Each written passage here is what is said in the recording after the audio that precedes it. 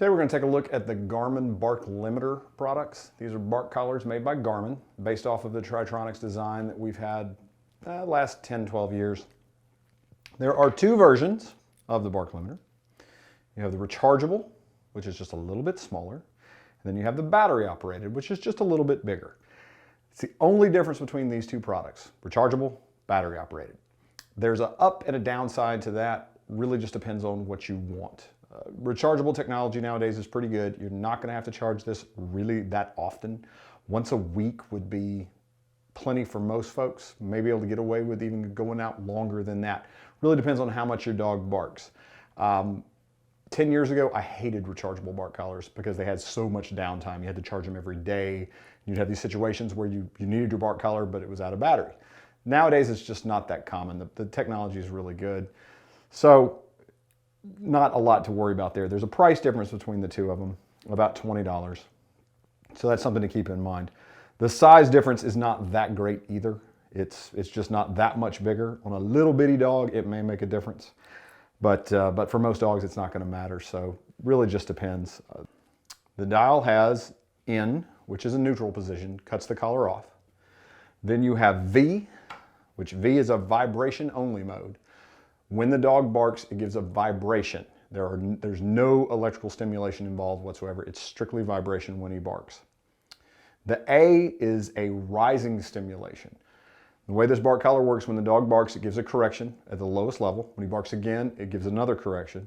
If he continues to bark, the stimulation increases until you get to a level where the dog stops barking.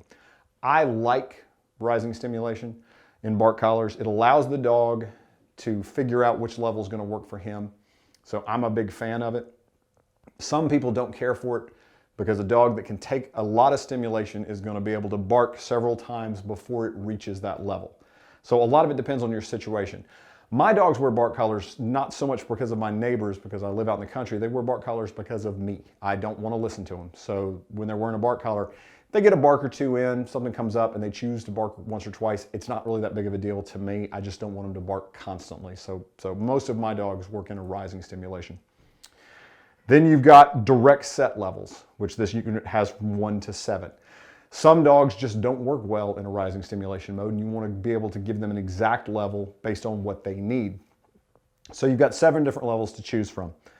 Now, a dial on the outside of the collar could be a problem if it's a free spinning dial. So what Garmin has done is that they've made it where you need something to turn the dial. Penny works really good. You can use a screwdriver, anything like that. You can turn it by hand, but it's not easy. And so they've got a little key slot there. And so you just take your penny and you set it. What's nice about this particular collar is that once you figure out what level you want to use, you can actually leave it there the majority of the time. A couple of features that this collar has, it has a sleep mode. So if your collar's on and it's on the dog, you take it off and you leave it on level 4 and you set it down. After a little short period of time, once it's motionless, the collar is going to power down. And what that does is it conserves battery life. The idea behind it is if your dog's curled up and he's asleep, he's not going to need the bark mode.